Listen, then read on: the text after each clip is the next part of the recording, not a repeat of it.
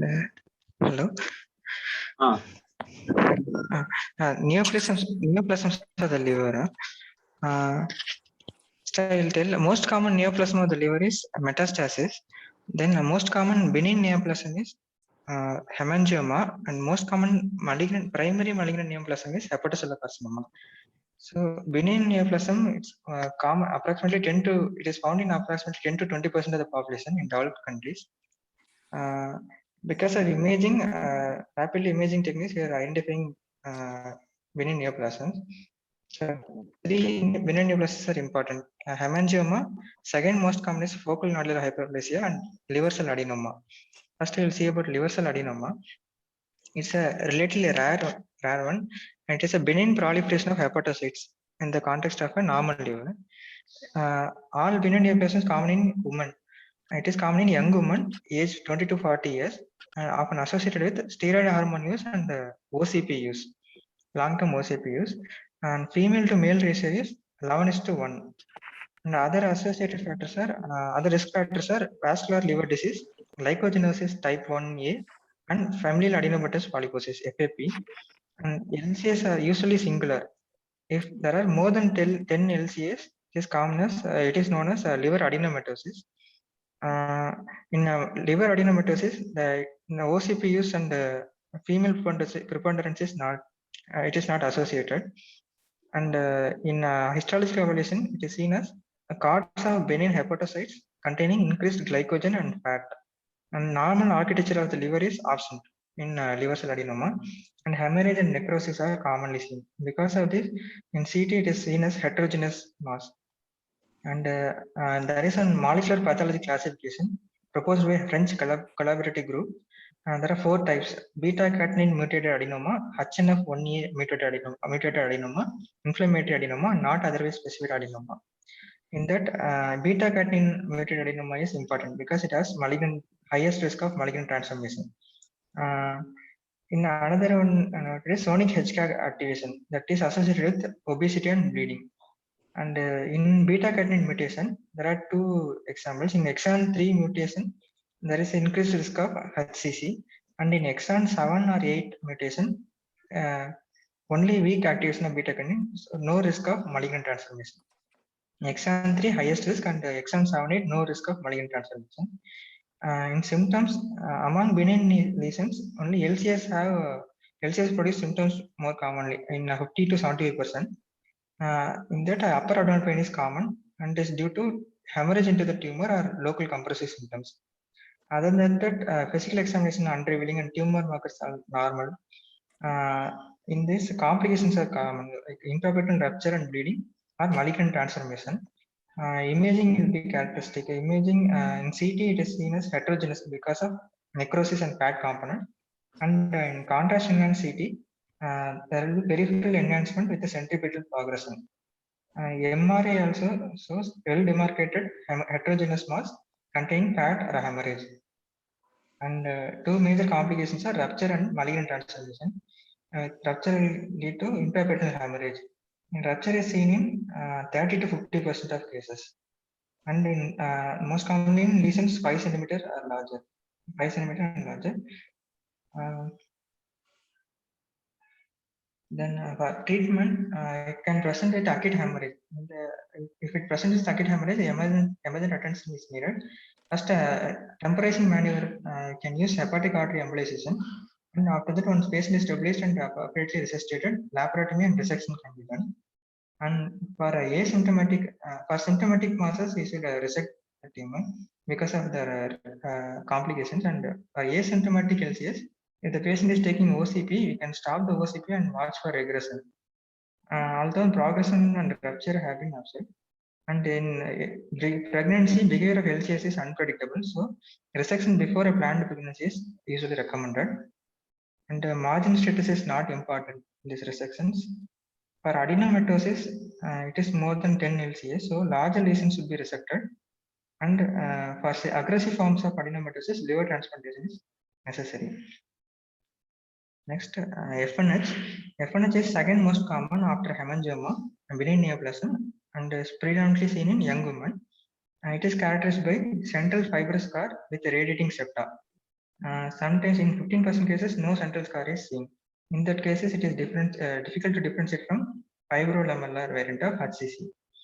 And in microscopic examination, it contains scars of benign appearing hepatocytes divided by multiple fibrous septa and originating from a central scar. In this, atypical biliary epithelium is found scattered through the lesion, and central scar contains large artery that branches out into multiple smaller arteries in a spoke-wheel pattern.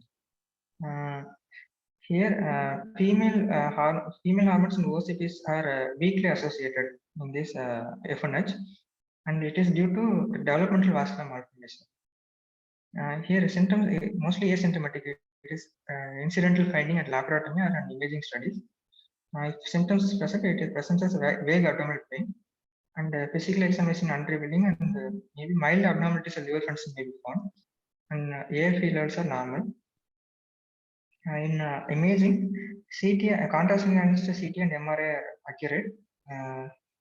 In an arterial phase of CT or MRI, it shows strong hypervascularity with central non-enhancing scar, and it enhancement fades over time, and in portal and delayed phases, it becomes isolated to the liver parenchyma.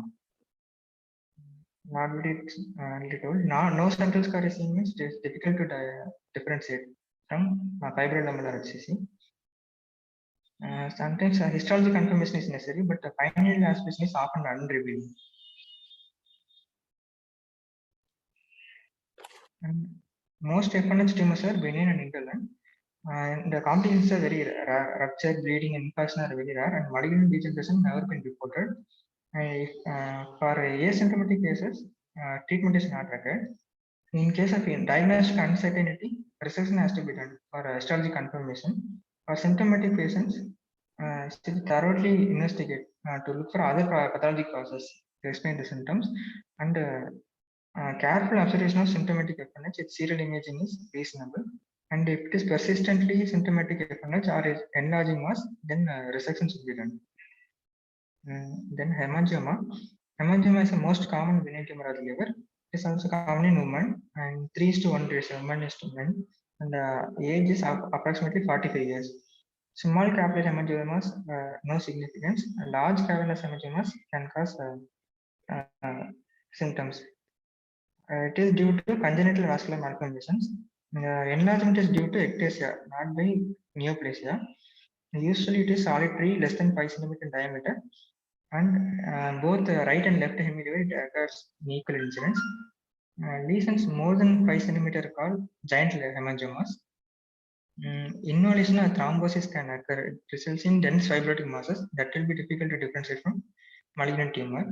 In microscopic examination, endothelium line blood-filled spaces are separated by thin fibrous septa. Mostly asymptomatic, and large compressive masses will cause vague upper abdominal symptoms. And in 50% cases, there will be alternate cause of symptoms will be found. And rapid expansion or acute thrombosis will produce symptoms. And there is some syndrome, Kasabach-Merritt syndrome. It means hemangioma plus consumptive coagulopathy and thrombocytopenia. And that LFT tumor markers are normal. Radiologic investigation is useful. CT and MRI will show typical peripheral nodular enhancement pattern. An accurate test is isotope labeled red blood cell scan. And biopsy is contraindicated. Natural history is benign. The low risk of rupture or hemorrhage. If there is growth and symptomatic, then resection is needed.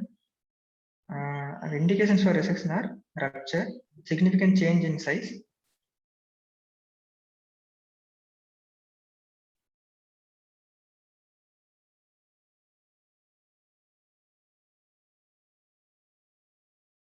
indications for resection in hemangioma are rupture, significant change in size, and development of Kasabach-Merritt syndrome.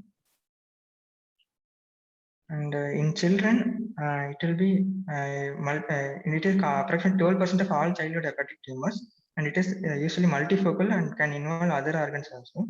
And because of AV artery venous stenting, it can result in congestive heart failure. Untreated cases will result in high mortality. So, small capillary hemangiomas can resolve, but symptomatic childhood hemangiomas requires therapeutic embolization and medical therapy for congestive heart failure. Radiation and chemotherapy agents experience has been limited. and resection is needed for symptomatic lesions or rupture. And preferred for hemangioma, preferred approach to resection is enucleation with arterial inflow control. For some cases, anatomic resections will be needed. Then other benign tumors are very rare but difficult to differentiate from malignant neoplasm. One is macro-regenerative nodules, that is previously known as adenomatous hyperplasia.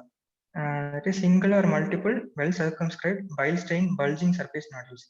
It usually occurs in cirrhotics, and it is a result of hyperplastic response to chronic liver injury, and it has malignant potential.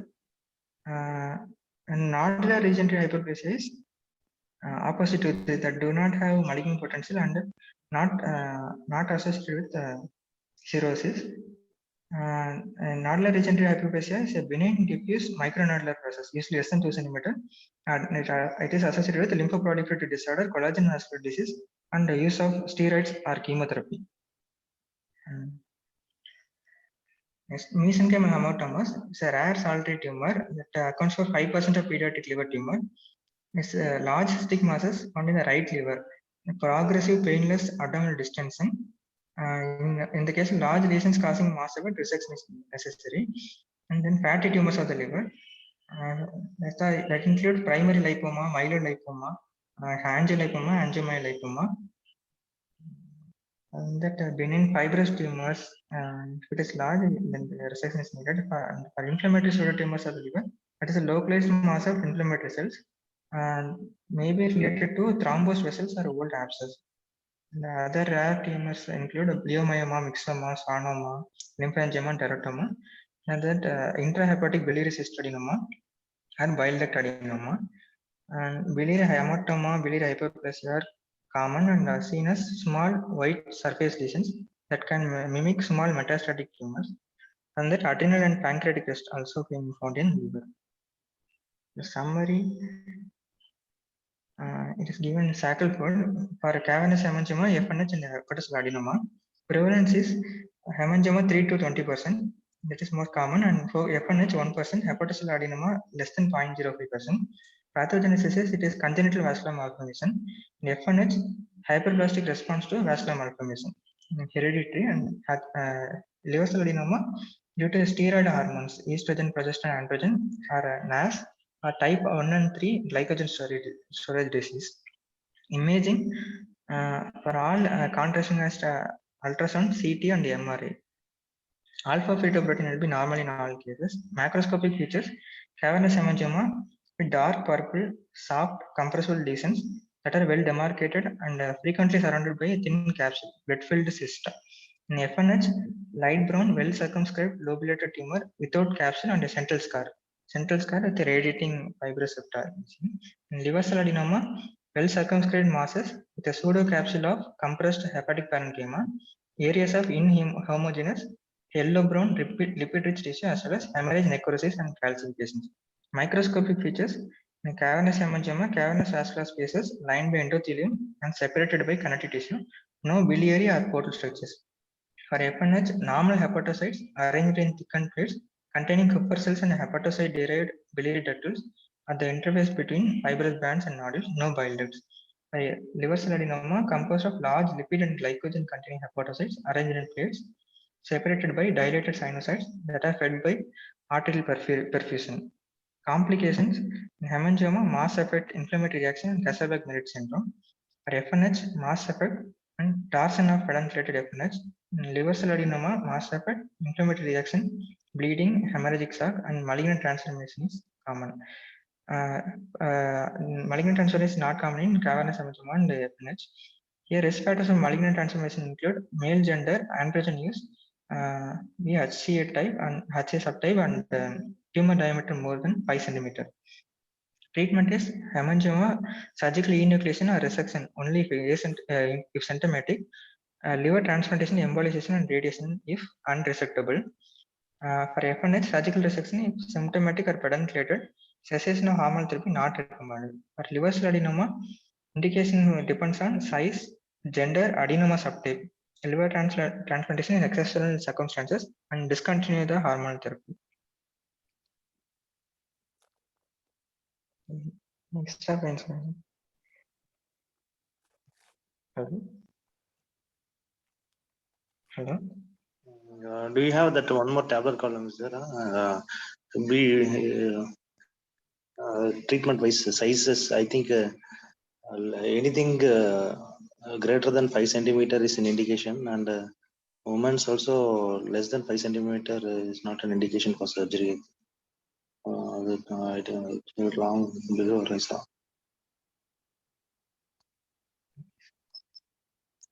That is from Bloomwater Shackelford, I don't know. Okay.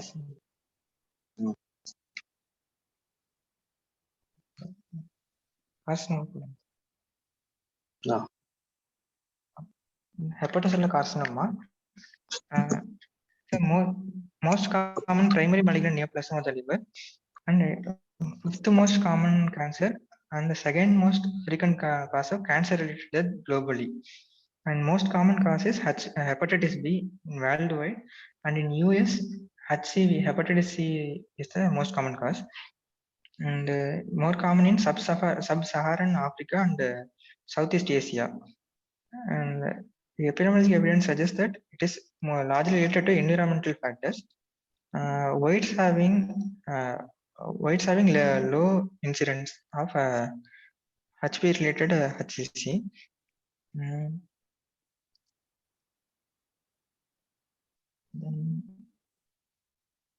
it is 2 to 8 times more common in men than in women, and in men, because why it is common in men is because of HBV infection, cirrhosis, smoking, alcohol abuse, and higher hepatic DNA synthesis in cirrhosis. In Mozambique, it is common in younger individuals, less than 30 years. And causative factors are hepatic viral infection, HBV, HCV, environmental exposure, alcohol use, smoking, genetic metabolic disease, cirrhosis, OCP use. And overall 75 to 80% of HCC are due to HPV, 50 to 55%, and HCV 25 to 30%. It is a complex and multi-step process. Regarding HBV, chronic HBV infection accounts for 50% of the world's case of HCC, and risk is due to other factors like age, Asian or African ancestry, family history, viral factors, genotype, duration of infection, co-infection with HCV, HIV or hepatitis D, and environmental factors, exposure to aflatoxin, alcohol, tobacco. And other factors are HBV infection is common. HCC is common in geographic areas high in HBV infection, and HBV infection precedes the development of HCC. And sequence of HBV infection to cirrhosis to HCC is well documented, and HBV genome is found in HCC genome. Another contributing factor is insertional mutagenesis into the hepatocytes. HBV has no known oncogenes, but insertional mutagenesis into the hepatocytes is a contributing factor. And another proposed mechanism is cirrhosis and chronic hepatic inflammation, which is present in 60 to 90% cases of HBV infection HCC. Cirrhosis, however, is not a prerequisite for the development of HBV-related HCC. HCC requires chronic infection, that is chronically positive HBV surface antigen, and that greater HBV replication, and presence of HBV EAG and higher levels of HBV DNA. Then hepatitis C. Hepatitis C is common in Japan, Europe, and United States. Antibodies to HCV found in Japan and Europe, 76% of patients. In US, 36% of patients. HBV and HCV are both independent respirators, but can act synergistically. Pathogenesis is more related to chronic inflammation and cirrhosis than to direct carcinogenesis. Then for cirrhosis, cirrhotic livers with higher DNA replication rates are associated with the development of HCC. And there is a sentence here, relationship of cirrhosis and HCC is further complicated by the fact that there's a combination, some association. HBV infection, hemochromatosis are associated with higher risk of HCC, whereas alcohol primary biliary cirrhosis are associated with lower risk of HCC. And then chronic alcohol abuse, alcohol is acts as a co-carcinogen. There's a synergistic effect with HBV and HCV infection. never been shown to be directly carcinogenic in hepatocyte. And cigarette smoking also weak, small contributing factor. Then aflatoxin is produced by Aspergillus species. It's a powerful hepatotoxin. The chronic exposure, it acts as a carcinogen and increase the risk. It grows on grains, peanuts, and food products in tropical subtropical regions. Ingestion will lead to aflatoxin exposure. The other chemicals include nitrates, hydrocarbons, solvents, pesticide, and vinyl chloride. And the angiographic medium, thorothrust, colloidal thorium dioxide, also increases the HCC risk, and it is associated with hepatic fibrosis, angiosarcoma, and cholangiocarcinoma also. And inherited metabolic liver disease includes hereditary hemochromatosis, alpha-1 antitrypsin deficiency, and Wilson disease. Also been implicated as risk factors. And use of OCPs and anabolic steroids are associated but are weak and probably linked to adenoma and well-differentiated HCC. There has been relationship of HCC with diabetes, obesity, and metabolic syndrome. And clinical presentation, it is most commonly seen in men and 50 to 60 years of age. Presentation may be right upper quadrant abdominal pain, palpable mass, and weight loss. In some endemic HBV endemic areas, can present in younger age. And other presentations will be vague right upper abdominal pain that sometimes related to right shoulder, and non-specific symptoms like anorexia, nausea, lethargy, weight loss. And another presentation, hepatic decompensation. In a patient with mild cirrhosis or unrecognized cirrhosis, and can present as rupture with bleeding and sudden onset of abdominal pain and hypovolemic shock. Other rare presentations include Budd-Chiari syndrome, hepatic vein occlusion, obstructive jaundice, hemophilia, and fever of unknown origin, and paraneoplastic syndrome. This is hypercalcemia, hypoglycemia, and erythrocytosis. And that incidentally it can be found. Diagnosis.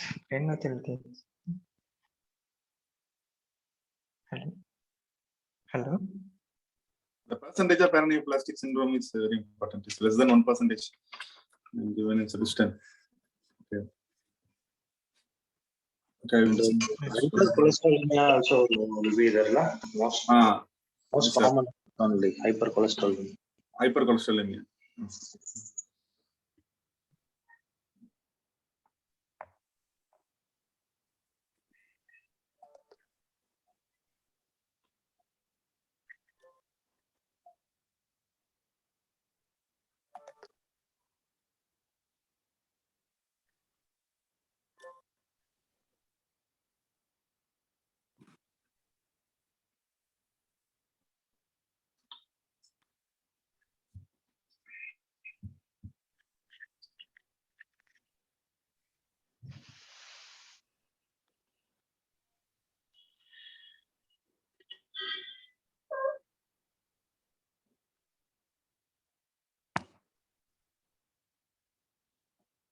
So I will start.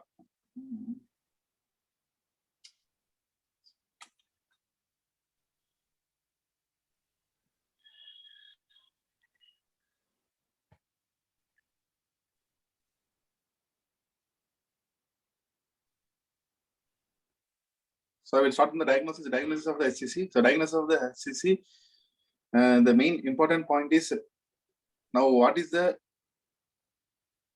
imaging of choice? Okay, imaging of choice is your CECT. Okay, triple phase. Okay, CECT triple phase imaging of choice. The typical imaging criteria for HCC include rapid arterial enhancement followed by the washout in the developed phase. Okay, and one more important point they're telling is an enhancing capsule support the diagnosis of HCC. This is a new point. Okay, enhancing capsule support the diagnosis of HCC. Okay, and one more diagram they have given. What they have given is here in this. This is a CECT of the HCC, multifocal HCC, showing infiltration of the tumor into the hepatic vein. Okay, portal vein, left portal vein. Okay, it's invaded by the tumor. Okay, so next they come to the laboratory diagnosis of AFP. Okay, so AFP is helpful in the diagnosis of the HCC. So AFP measurement is associated with multiple problems. So first thing is, so AFP is what is the sensitivity specificity of AST? Sorry, AFP. Sensitivity specificity is very low. Okay, it's low. Okay, so AFP measurement have low sensitivity and specificity. First point. So number second MCQ is what is the cutoff value for AFP is 400 nanogram per ml. So where will you get the false positive elevation of AFP? So false positive elevation of AFP will be seen in your inflammatory disorder of the liver, such as chronic active. This is not a, it's a chronic active viral hepatitis. Okay, and AFP is not specific to HCC, and it can be elevated in intrahepatic ISC, intrahepatic cholangiocarcinoma, and colorectal metastasis. Okay, there also it will be elevated.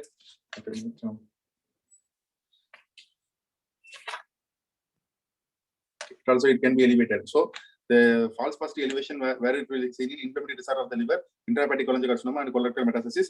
Okay, so what is the real role of AFP in case of hepatocellular carcinoma? Is AFP levels are particularly useful in monitoring treated patients for recurrence after normalization of levels. Okay, that is important. But in reality, so AFP more than 200 with the CECT finding positive, it can be considered as a SCC. Okay, then the other thing they are telling that the AFP used to play a major role in the diagnosis of SCC larger than 2 centimeter. Okay, so when they play a role in the AFP is when the tumor is larger than 2 centimeter. Okay, that is also nowadays the AFP level is superseded by the diagnosis of CECT. Okay, so the AFP does not play a critical role in the diagnosis of HCC anymore. Okay. So diagnosis of AFP, now these are the recent guidelines given by the Barcelona 2000 European Association for the Study of the Liver Conference. They are telling that AFP larger than 2 centimeter is useful, but it was nowadays replaced by the CECT. So AFP does not play a critical role in the diagnosis of HCC anymore. The one point they are telling, and the second point is for based upon the size, how many investigation is needed for hepatic nodules 1 to 2 centimeter. Okay, on a background of cirrhosis. So CECT triple phase and MRI, both 2 investigations needed. So hepatic nodules of 1 to 2 centimeter, 2 investigations are needed. Triple phase CT plus MRI now recommended. And for tumor larger than 2 centimeter, a single study is sufficient. Okay, this is a very important point. So larger than 2 centimeter, single study is enough. 1 to 2 centimeter, 2 study needed. That is CT plus MRI. Okay, so among that, when we are combining this CT and MRI, so your positive predictive value and the specificity are 100%. Okay, the positive predictive specificity 100% when you are combining CT with MRI for the lesion of 1 to 2 centimeter. So summary, AFP is not a play a critical role in the diagnosis of HCC anymore. So 1 to 2 centimeter, 2 investigations, larger than 2 centimeter, single investigation. So what is the actually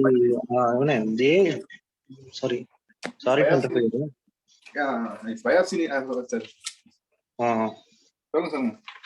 AFP greater than 400 nanograms when there is 2 centimeter. That one only. So it is when our tumor is larger than 2 centimeter, AFP more than 400 nanogram is a diagnostic. Okay, sir. Okay. That only the term. You told somewhere 200. I don't know where you told me. So no, 400 only. 400 only. 400. Okay. It's 400 only. Okay. So whenever AFP more than 20 nanogram per ml, 20 is more than 20 itself, it's 70% positive for HCC. But whenever its conclusion is more than 400 nanogram per ml. Okay. So conclusion is more than 400 nanogram per ml. Okay. So this biopsy needed. So biopsy is usually not needed. Okay. So that's they're telling. So what is the risk of that percutaneous biopsy is have a small risk of tumor spillage, estimated about 1% tumor spillage, rupture and bleeding. Okay. So next line here. In assessing the extent of the disease, now their disease is confirmed, then they are dealing with the investigation of staging. Okay, in that HCC largely metastasis to the lung, bone, and peritoneum. Okay. So that they are using cross-sectional abdominal imaging, including arterial phase images, to yield information on the extent of the disease in the liver as well as peritoneal disease. So is preoperative chest CT is mandatory in all patients? Or is very much mandatory. So is compulsory in all patients because lung metastases are usually asymptomatic from the liver. So preoperative chest CT is mandatory. Okay. So under bone scan is mandatory. Routine bone scan, no. Routine bone scan is mandatory only when symptom or signs is present of bone pain like that is present. Then only you have to give bone scan. Okay. So next, suppose we are calculating about the post-operative liver failure and the death risk. How much the in pre-operative itself we have to evaluate the post-operative liver failure risk. Okay, and death. For that they are using following risk factors. So what are the risk factors is, number one is the degree of cirrhosis, portal hypertension, amount of liver resected, that is functional liver reserve, okay, FLR, and the regenerative potential response. So once I am telling what are the criteria they are using is degree of cirrhosis, portal hypertension, amount of liver resected, and the regenerative potential. Among that, which has the highly predictive factor? Among this, one factor is a very highly predictive. Anyone can say which is a very highly predictive factor for the assessing the risk of post-operative liver failure and death? It is your portal hypertension. Okay, it's coming down actually. This your portal hypertension is a very much important high risk. Okay, after that they are giving on summary is called. We have to see the child book score. Among the child book score, the child C, okay, are not candidate for the resection therapy. Okay, and the child A is they can go for resection, and the child B is borderline, is based upon the institutional protocols. Okay, so usually child C will go for transplantation, child B and C will go for transplantation, and child A will go for resection. Okay, that is a usual scenario. It's based upon it's institutional based. So compulsory is child C won't go for resection, child A will go for resection. Okay, B is borderline. So here they're telling that out of significant portal hypertension, regardless of the biochemical assessment, is highly predictive of post-operative liver failure and death. That's what I told before. So most typically the patient will have thrombocytopenia. Okay, just remember the term thrombocytopenia will be present. So staging laparoscopy. So what is the role of staging laparoscopy in HCC? So if you are finding cirrhosis, radiologic evidence of vascular invasion or bilobar tumor increases the yield to 30%. Okay, whereas without these features, the yield is 5%. So what is the yield of staging laparoscopy? They will ask. So if the following factors these are present, then it is yield is 30%. If it is not present, it is 5%. So plainly they will ask what is this? This one? Yield of staging laparoscopy is 5%. If they give that following factors, cirrhosis, radiological evidence of vascular invasion, bilobar tumor, then the yield is 30%. That means that it prevents the patient, 30% of the patient, from curative resection. Okay, long procedures like that they're telling. And what now regarding the staging, the TNM staging is not routinely used for SCC. Okay, because it does not accurately predict survival. Okay, and moreover, it does not take liver function into the account. So that they are using now the other staging systems, Okuda staging system, which is the older, all are MCQ points. Which is the oldest staging system is Akuda. What is a simple and effective system is Akuda. Okay, and Akuda system consists of liver function and tumor related factors into the account. Okay, so it adds a single point. Okay, so it is add a single point to the following factors. I remember as I say mnemonic beta, BATA.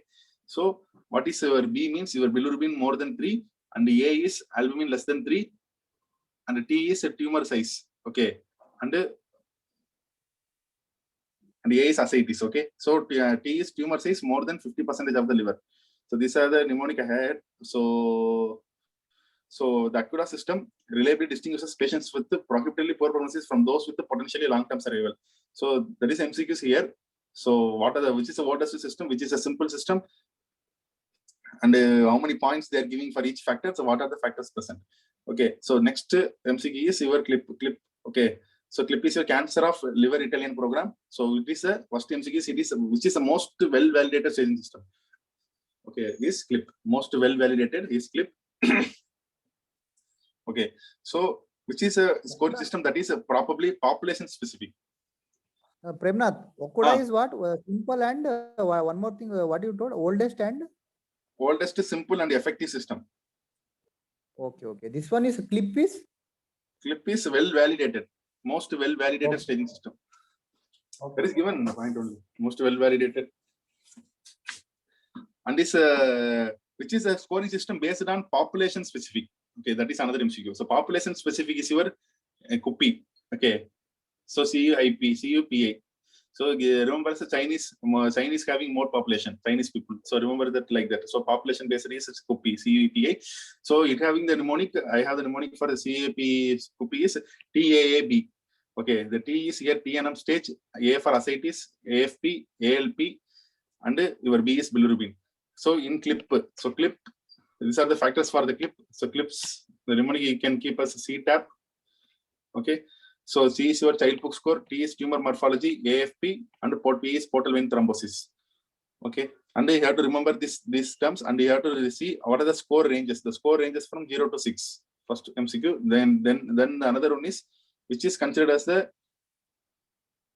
advanced disease. So advanced disease is 4 to 6 year advanced disease, and 0 to 3 is where indicates long-term survival. It gives some potential for long-term survival. So 0 to 3 is patient will go for long-term survival, and 4 to 6 for advanced diseases.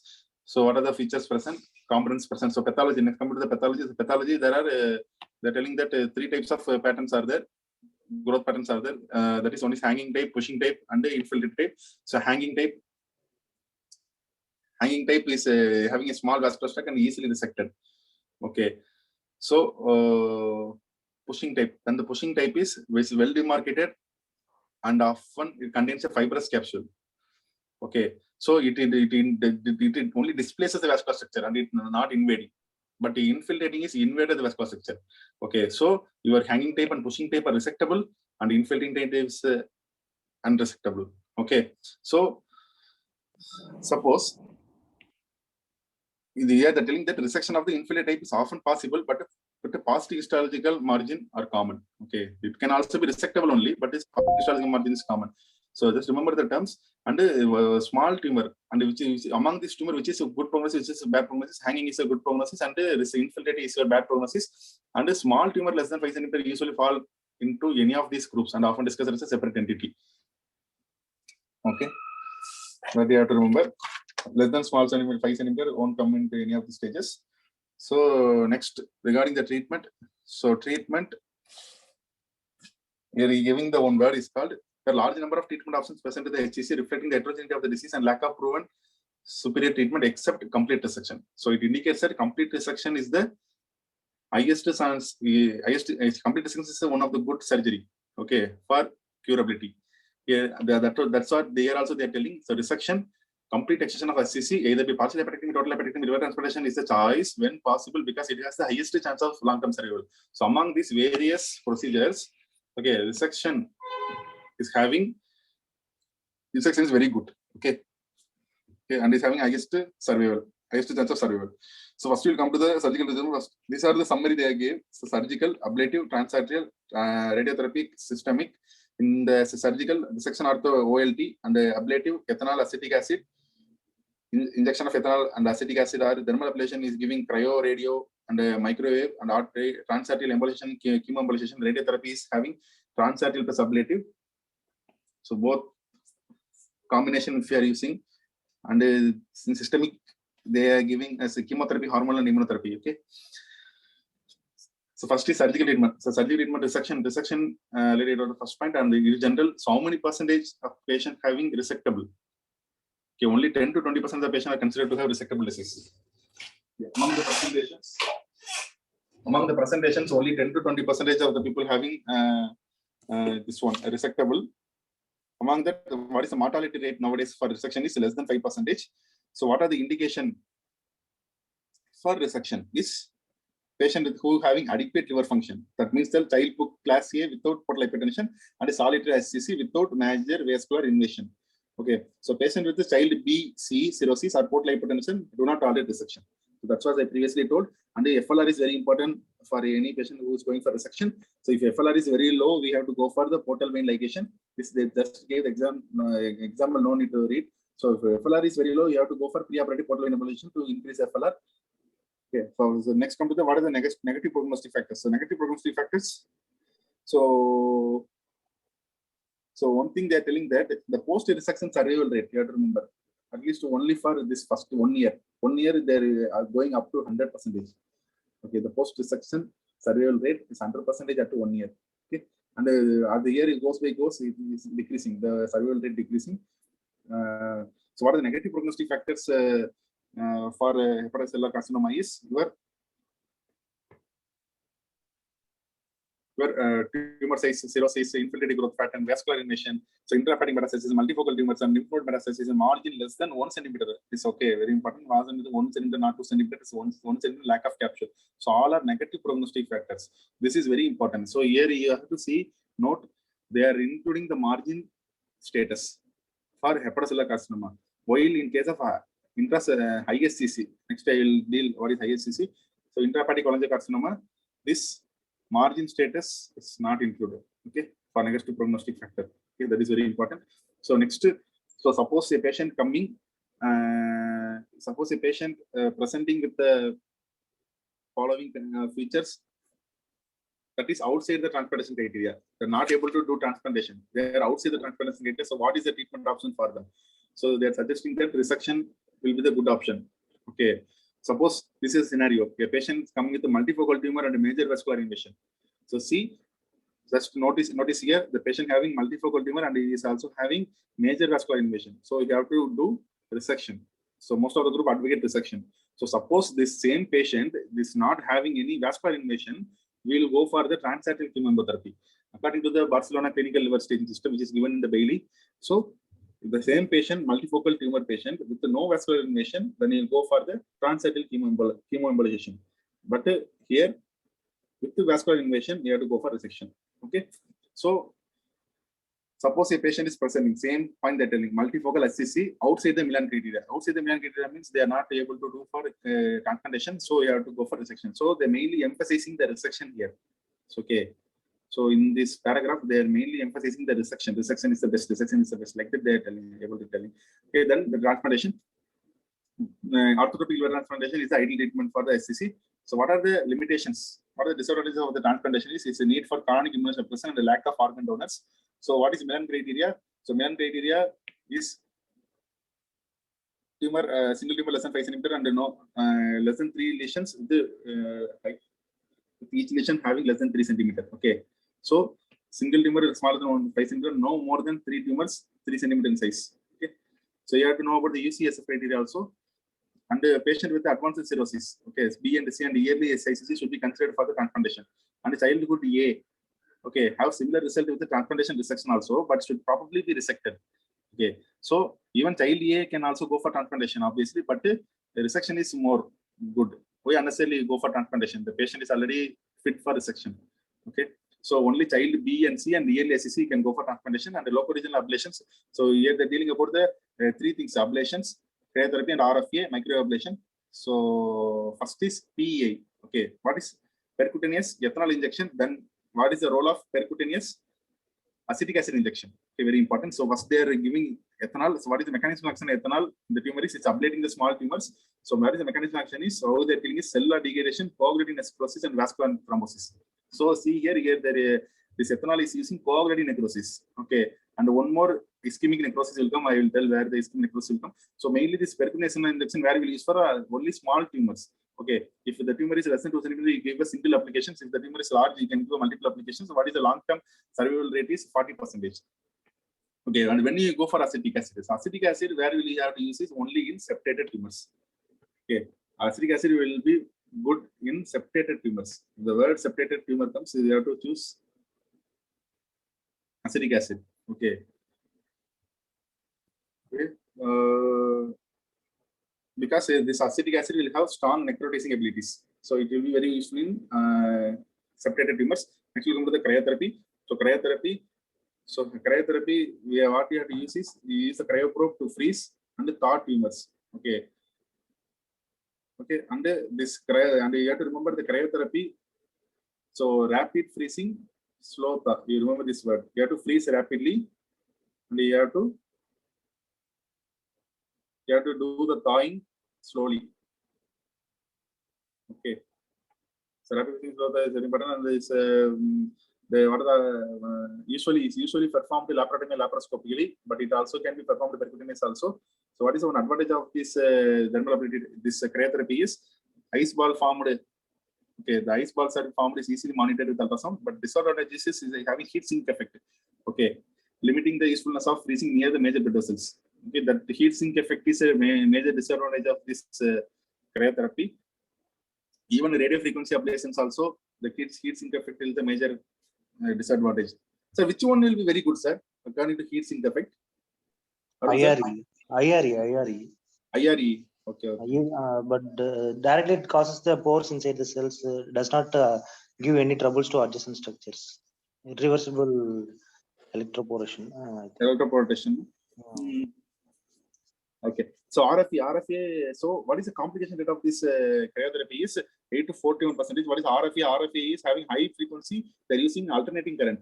Okay. And what is the temperature they're using is higher than 60 degree, more than, that is 140 degree Fahrenheit.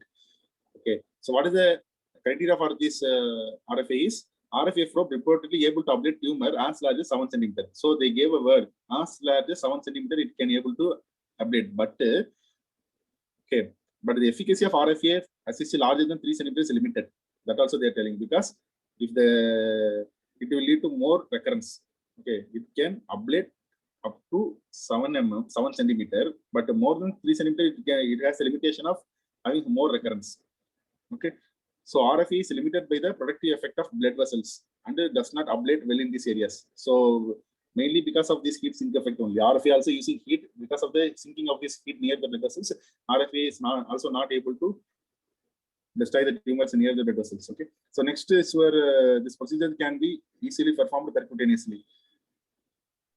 Okay, so next one is microablations. Microablations, that's not a word. It can be able to ablate the tumor up to 5 centimeter. Okay. Okay. So RFA up to 3 centimeter is generally RFA means RFA you can use till 3 centimeter and the microablation till 5 centimeter. Okay, but RFA can able to ablate as a 7 centimeter also. Okay, just remember. But best option is RFA less than 3 centimeter, microablation less than 5 centimeter. But by 5 centimeters not given here. So the arterial directed therapy. So arterial directed therapy. So today the transarterial therapy is applied in a percutaneous fashion. Okay. So next here, what is the role of this percutaneous transarterial embolization? What is the what is the mechanism of action? Ischemic necrosis. So where you have to see that percutaneous ethanol injection. Ethanol injection is coagulative necrosis, and this percutaneous transarterial embolization is your ischemic necrosis. Okay, and its efficacy is having 50%. Okay, resulting response rate as high as 50%. So what they are using here is they are using adding chemotherapeutic agents to the bland embolization particles and oils such as ethiodized oil, that is ethiodol. Okay, that they are using. Okay, that because here the two things they are telling. One is chemoembolization and bland embolization. So chemoembolization is adding chemotherapy agents to the bland embolization. If you are adding chemotherapy to the bland embolization, then it becomes a chemoembolization. Okay, and the plain bland embolization is nothing, only that oils. Okay, so here they are comparing with both this chemoembolization and bland embolization, and come to a conclusion that chemoembolization has not to be shown superior to the bland embolization in case of survival. In case of survival, it's not shown superior. But in case of local control, the chemoembolization is good. Okay, in case of survival, both chemoembolization and bland embolization are equal rate. And in case of local control, chemoembolization is good. Okay, so what is the indication for this transarterial chemoembolization is they are limited to the patient with the preserved liver function and symptomatic multinodular tumors without vascular invasion. I have previously told. So if you have the same patient with the multinodular tumor with the vascular invasion, you go for resection, and if without vascular invasion, you go for transarterial chemoembolization. So what is the other material, other things, other materials we are using for the intraarterial injection is iodine 131 with ethiodol or yttrium 90. This both iodine 131 and yttrium is very important. That can cause the same skew. Okay, so iodine 131 and yttrium 90. Okay, so iodine 131, not 123, not 111. It's iodine 131. Okay, so yttrium 90. So next thing they're doing, the transarterial radiotherapy is potentially promising therapy of SCC. They are using both as primary also and adjuvant setting also.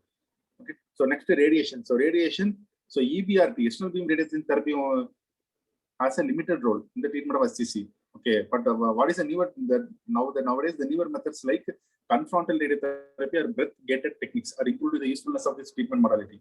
Okay, so EBRT limited role and confrontal radiotherapy and breath gated techniques, they're improving the usefulness.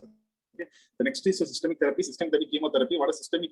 So here we'll see about systemic chemotherapy, hormonal therapy, and targeted therapy. The systemic chemotherapy, what are the drugs they are using is cisplatin, doxorubicin, etoposide, 5-fluorouracil, mitomycin C, amascrine, and metoxandrone, and picilidinil, and tamoxifen, uracil, and VM26. These are the things they are using in case of chemotherapy. This drugs you should remember. Okay, they can ask any drugs, and these are all ineffective. That is point you should know. The systemic chemotherapy is all ineffective and has a minimal role. Okay, so what is the response rate for this chemotherapy? Is less than 20%. And hormonal therapy has also been used in some small number of patients. So most recently, this is very important. So regarding sorafenib, you should know everything. So sorafenib is a molecular targeted therapy that inhibits serine 309 kinase, RAF1, BRAF, and the receptor tyrosine kinase activity of. Okay, this is a TK inhibitor. Okay, tyrosine kinase inhibitor. So this it will inhibit the tyrosine kinase receptor of VEGFR 1 to 3. Okay, let's remember that word 1 to 3 and it related growth factor beta. Okay, that also is important. This is a mechanism of action. Okay, so sorafenib is best tolerated in patient with childhood class A cirrhosis. That is a statement given in the suggestion. Okay, is best say childhood class A cirrhosis. So what is the side effect of the sorafenib? Anyone? What is the side effect of sorafenib? Most common side effect of sorafenib.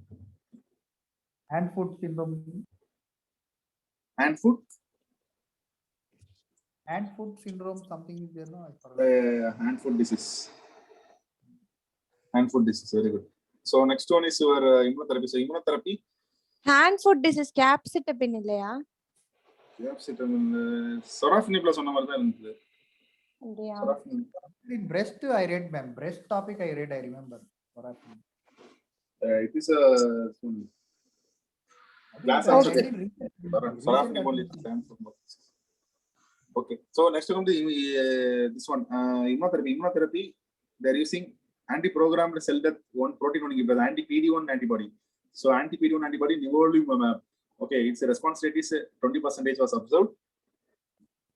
Okay, this is they give the summary. This summary is nothing but it is a short form of this Barcelona clinical liver staging classification of what was given in the Bailey. If you read that chart in the Bailey, no need to see this, read this paragraph. Okay, they just gave the scenario. So patient with the resectable disease with the maintained liver reserve and the oxygen portal hypertension, what is the treatment of choice is resection. Okay, if the advanced underlying liver disease with the portal hypertension, we have to go for transplantation. So patient with the multiple comorbidities, you should go for percutaneous ablative techniques. Okay, and these are scenarios, various scenarios they are giving. So multifocal disease in the absence of macular invasion and extrahepatic diseases, you have to go for transarterial therapy. Okay, that means that pace.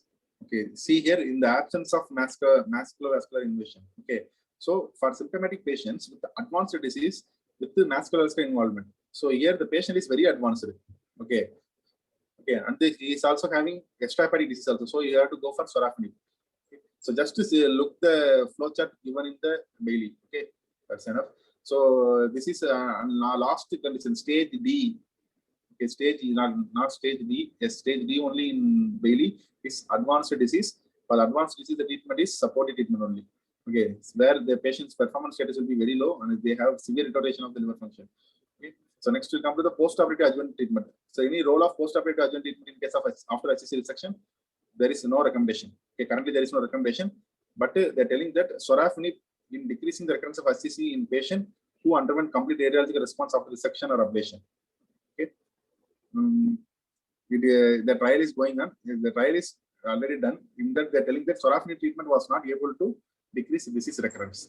So this statement you should know. So sorafenib is not able to decrease the disease recurrence, but one thing they're telling that antiviral treatment in patient with HBV infection has shown to decrease the risk of HCC recurrence and HCC related deaths. Okay, antivirals, but a similar cases for HCV it is okay. For HCV it's not working. Okay, but they're telling.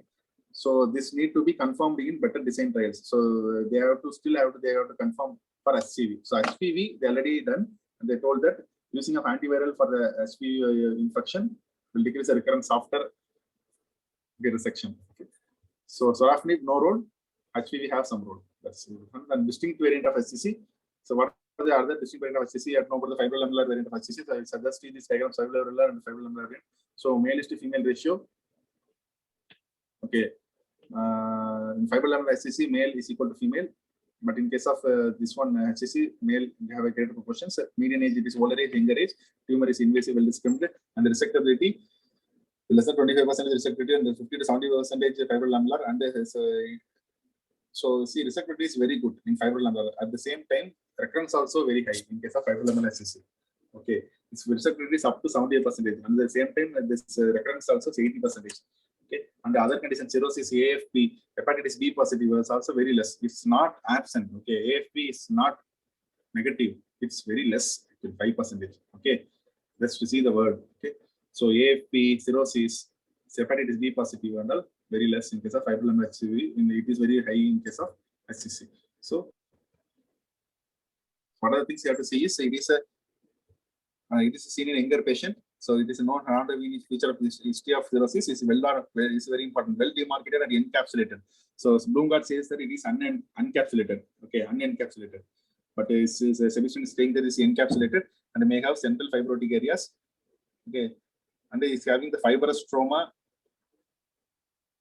So histologically, it is composed of large polygonal tumor cells embedded in a fibrous stroma. Okay, forming lamellar structures. That's why they are calling fibrolamellar tumors. So what are the things that are elevated? Fibrolamellar gases does not produce AFP, the statement is very given, but is associated with the elevated neurotensin level. So what are the other markers will be elevated in FSCC? Like, apart from this neurotensin? Vitamin B12 binding. Vitamin B12 binding, and another one thing is? PIVKA, PVIK. No, that is for hepatocellular carcinoma, PIVKA, HEPAR. This is Neurons another one. is I think. Neurotensin. Neurons.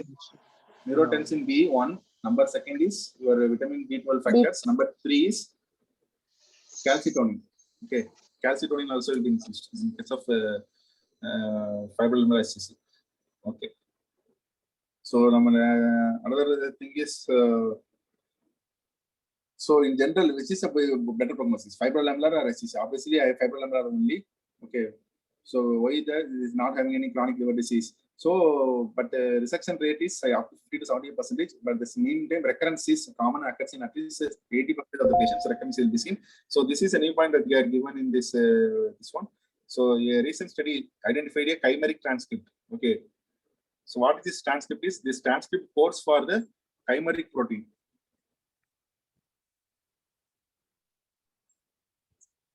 So this transcript code for a chimeric protein containing the catalytic domain of protein kinase A. Okay, thus suggesting that this gain of kinase activity may have a role in the pathogenesis of fibrolamellar activity. So recently they identified one chimeric transcript. This transcript is coding for a protein. Okay, that is protein kinase A, and they're suggesting that this gain of kinase activity, not a loss, that is gain of kinase activity is involved in the pathogenesis of fibrolamellar HCC.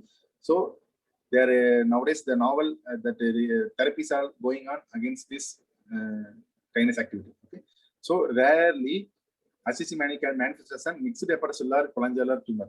Okay, that is very important. So mixed form also will be present. Okay, this mixed tumor tend to have poor prognosis, that is worse than that of a standard HCC, but better than expected for intracellular cholangiolar carcinoma.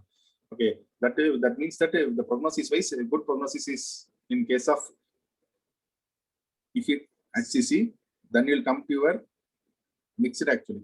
Then you will come to your mixed not HCC. Then you will first. Then it's your mixed. Then the host prognosis will be your intrahepatic cholangiolar carcinoma. Okay.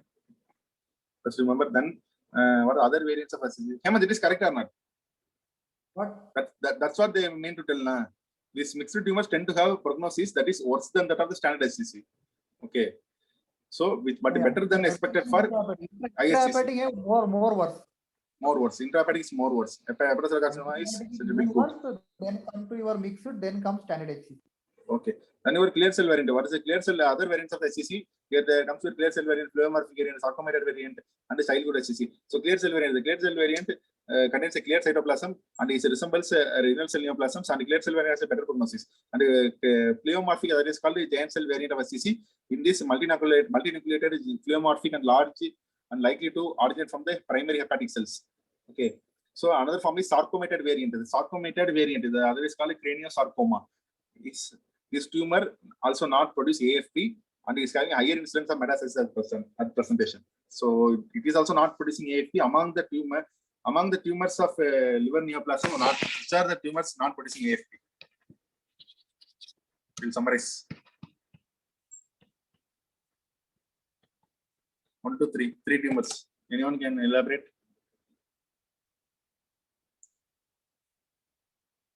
The first one is fibrolamellar SCC. The second one is craniosarcoma. So third one is craniocarcinoma, craniosarcoma. This craniosarcoma. Carcinosarcoma. So carcinosarcoma, sorry. Third one, I don't know. What is it? Third one. Third one is this ISCC. Okay. AFP normal. Oh, okay.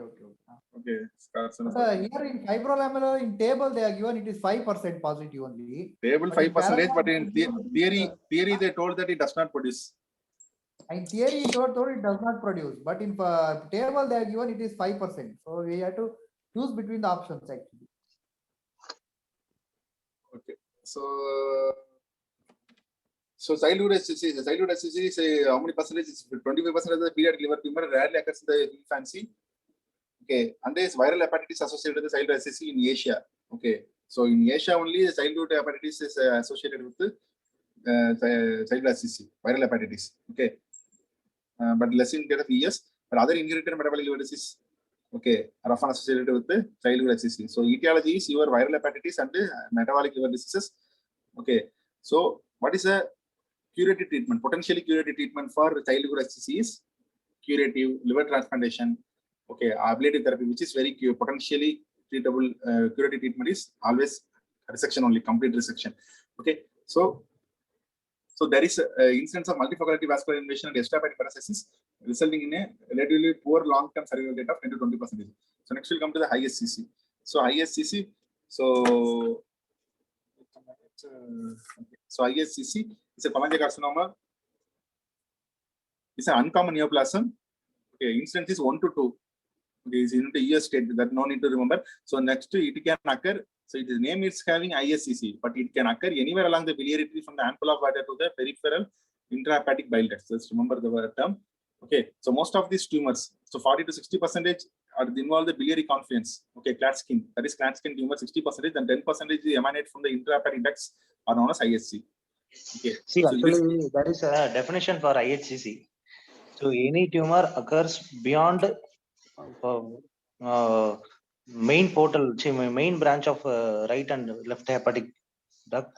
That is called, otherwise called a second order biliary Second rarity. order. Second order. That is called second order. Okay, sir. Beyond main right and left portal, which is hepatic duct. Okay. Okay. So 60% is Klatskin tumor and 10% from intrahepatic, that is called ISC, intrahepatic cholangiocarcinoma. So ISC is the second most common primary hepatic neoplasm. So first most common primary hepatic neoplasm is your hepatocellular carcinoma. The second most common primary hepatic neoplasm is your ISC. So this is very important. For last line. So they are describing not IHCC, only cholangiocarcinoma. They told me IHC it will come later. So this first para description and all for cholangiocarcinoma. Yes, sir, cholangiocarcinoma only. So in that only they are telling ISC, intrahepatic cholangiocarcinoma. Okay, that is most of these tumors are 40 to 60% involved biliary confluence and cholangiocarcinoma. Under subtype of cholangiocarcinoma, it is cholangiocarcinoma. After that only IHC. This is given here. Okay, continue. Okay. But which is more common? Klatskin tumor, biliary duct pathology, which is more common? Klatskin tumor is generally bile duct cancer. Klatskin tumors are more common. That is in the biliary confluence. That is more common. Okay. Followed by a distal biliary, followed by a IHC. Okay. Hmm. Okay. So they given the one word is called studies of the incident and natural history of the ISC have been confused with the fact that in the past many of these tumors were mistaken for metastatic adenocarcinoma because biopsy is unable to differentiate between the two. Okay, so it resembles similar like a metastatic adenocarcinoma. Okay, even biopsy also can't able to differentiate between these two. Okay, so next one, the thing is risk factors. So it's the IAC associated with the disease of the biliary inflammation fibrosis. Most common risk factors. Historically, there were the PSC, choledochocystis, hepatitis, RPC. So now IAC also linked to infections also, HPV, HCV, cirrhosis, and NASH. Okay, non-alcoholic steatosis, steatohepatitis, and diabetes. So see here, alcohol is not coming. Okay, diabetes is there. Cigarette smoking, that is also there, but is in the daily semester they didn't say anything. So it's now linked with the ISC to HPV, HCV, cirrhosis, NASH, and diabetes. Okay, then what is the most common presentation of ISC is your right upper abdominal pain, okay, and weight loss. Okay, so which is least common presentation. Jaundice occurs less commonly as this tumor tend to arise in the periphery of the tumor. Okay, so our abdominal pain and weight loss is the most common presentation. Okay, as the jaundice are least common. Okay, so unlike in HCC, the AFP levels are normal here. Okay, although CEA and CEA levels can be elevated in some cases. Okay, so in diagnosis, ISC is a diagnosis of exclusion. Very important point. Okay, and a search for a primary tumor with upper and lower GA endoscopy and cross-sectional imaging of the chest and abdomen pelvis should be carried out. So if a biopsy has been performed, it is often read as adenocarcinoma. So although special strains may suggest diagnosis of the ISC and they are not conclusive, clearly they have given. So on CT and MRI, ISC, how the ISC presentation will be a focal hepatic mass that can associate with the peripheral biliary dilatation. Very important note, the peripheral biliary duct will be dilated. Okay, so and the mass typically has peripheral central enhancement on CECT. So furthermore, unlike SCC, there is persistent enhancement on delayed phase due to the fibrotic nature of the cholangiocarcinoma in contrast to the vascular nature of the HCC. Okay, so what is CECT finding in case of HCC? And HCC, what is with that HCC? Yearly enhancement and rapid enhancement, rapid washout. Okay, but in case of ISC, even in delayed and portal venous phase also, that stain will be there. Okay, the contrast will be there. The persistent enhancement, that is why, because means that fibrosis will absorb this enhancement and all. That's why there is a persistent enhancement and delayed phase due to the fibrotic nature of the cholangiocarcinoma in contrast to the vascular nature of HCC. So hepatic capsular retraction is also frequently observed. Okay. Then so what is the differential diagnosis for IHC? Most of the time you will be confused with the tumor because of that hypovascularity. What is that most commonly in this? Metastatic adenoma. All metastases are hypovascular. IHC is also hypovascular. That's it. Okay. Okay, sir. Okay.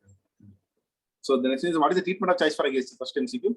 The treatment of choice for ISC is a complete resection. So always any treatment regarding to the liver tumor is resection is the best. Okay. So however, the surgeon should strive for the R0 resection. So because of many factors, R0 resection is not availability. So what are the factors associated with the poor outcome they're telling? This is also important. So multifocal lymph node metastasis, vascular invasion, positive margin. Okay. So these factors have now been included in the AJCC staging system also. Okay. AJCC staging system. So here they're telling one point, a review of the prospective patient ISC who underwent. Okay, who underwent resection would suggest that while patient R0 resection did not better compared with the R1 resection. So here they're telling that width of the margin did not influence outcome. That's what I told previously.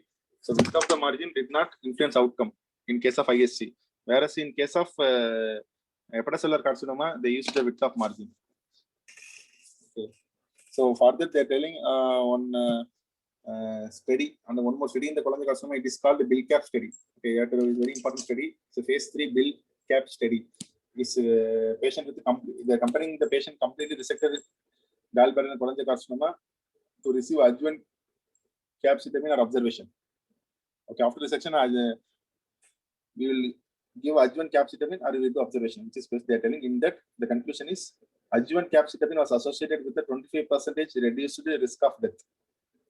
Okay, but the adding adjuvant capecitabine did not improve survival. Okay, but it reduced the risk of death about 25%. 20% reduced the risk of death. So bill cap. So cap already is there in the question itself. Is there already capecitabine they're using for adjuvant therapy in case after cholangiocarcinoma resection? So in that, it does not improve survival, but it reduces the risk of death for 20%. So what is other malignant neoplasms? Present is hepatoblastoma. So hepatoblastoma is a primary hepatic tumor of the childhood. Okay. So the median age of presentation is 18 months. So one important point is it almost all cases. So it never happens before 3 years. Okay. So very, very important point. You never see a hepatoblastoma before 3 years. So and it's associated with the FAP, familial polyposis syndromes. So in familial polyposis syndrome this is extra question actually. I will ask one question. In a familial polyposis syndrome, up to what age you have to screen the patient, screen the child for hepatoblastoma? Option I will give 5, 6, 7, 8. Until what age you have to screen the patient, screen the child for hepatoblastoma? 8 years. I don't know, 7, huh? I don't know. Yes, sir, 7 is good. 7. Till 7 years, you have to screen the child for hepatoblastoma if the child is associated with the familial polyposis syndrome. Okay, so next there is many histological subtypes are there. Okay, but in general, the tumor derived from the fetal or embryogenic hepatocytic progenitors and mesenchymal lamels are also present. So, what is most common manifestation is asymptomatic mass. Okay, so serum AFP will be elevated in about 90% of the patient. Okay, and this serves a useful marker for the therapeutic response. Okay, so the treatment is chemotherapy and surgery. Okay, so chemotherapy can serve to downstage the tumor. The chemotherapy can be used to downstage the tumor, which facilitates the resection. In patient without metastatic disease or the anaplastic variant, see, without metastatic disease or the anaplastic variant.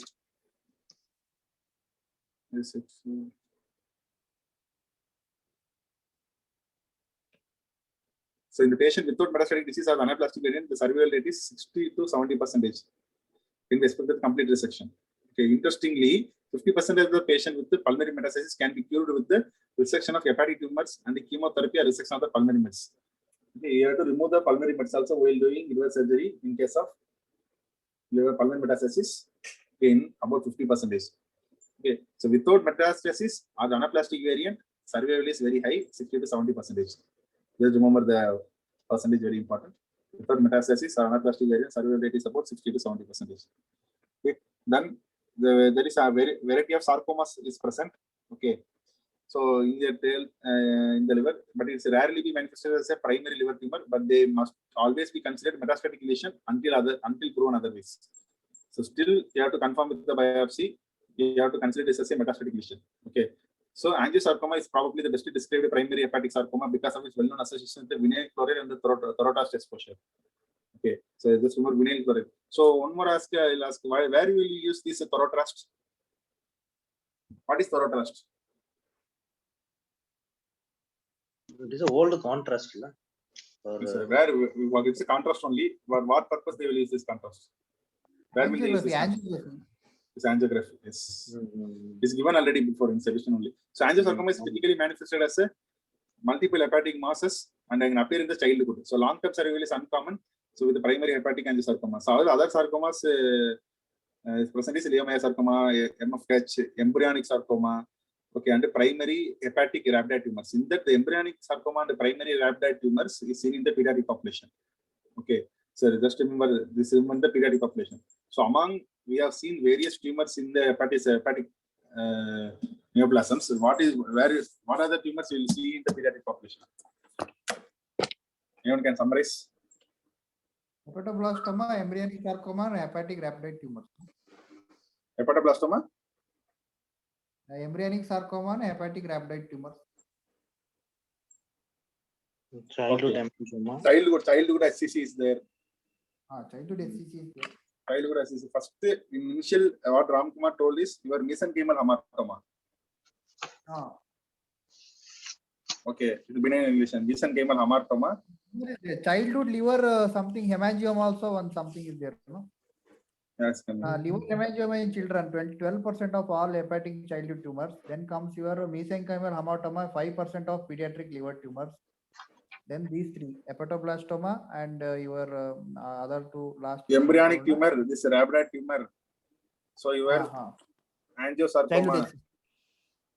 This angiosarcoma is also coming in childhood. Okay. So and these were one is a germ cell tumor. It's also coming in the pediatric. Okay, so what they ask now importantly in hepatoplasma, which variant is very bad variant? Bad variant. What are the variants? Are there fetal, embryonic, mixed, microtubular, anaplastic, and all there? Out of that, which one is very bad, worst prognosis? So embryonal variant is worst prognosis. And two important things is striking thrombocytopenia will be there, thrombocytosis and AFP elevated for this hepatoblastoma. Thrombocytosis or cytopenia, sir? Cytosis, striking thrombocytosis. Okay. See here, the mild anemia and thrombocytosis are common found in confounded presentations. That is the thrombocytosis. See, the triad abdominal mass, striking thrombocytosis, and increased AFP. You go for hepatoblastoma. Okay, sir. Okay. So next to come to your this one non-Hodgkin's lymphoma. And one thing, another pretext staging, you know, all pretext. Pre-stage there in pediatric surgery. That is you are doing. Okay, that's all. Okay. Non-Hodgkin's lymphoma, no more MCQs, and the primary hepatic neuroendocrine carcinoma is main DD for the metastatic carcinoma. Okay. So what is malignant germ cell tumor is seen in the is including teratoma, choriocarcinoma, yolk sac tumor. Okay. Just remember this malignant germ cell tumor includes teratoma, choriocarcinoma, yolk sac tumors is in the pediatric populations. Okay. Primarily this is pediatric population. So what is this is very important. Epithelioid hemangioendothelioma. Okay. Epithelioid hemangioendothelioma of the liver is a rare malignant vascular tumor that is manifested as a multiple bilateral hepatic mets. Okay. So extrahepatic metastasis occur about 25%. Clinical behavior is unpredictable with some patients having prolonged internal course.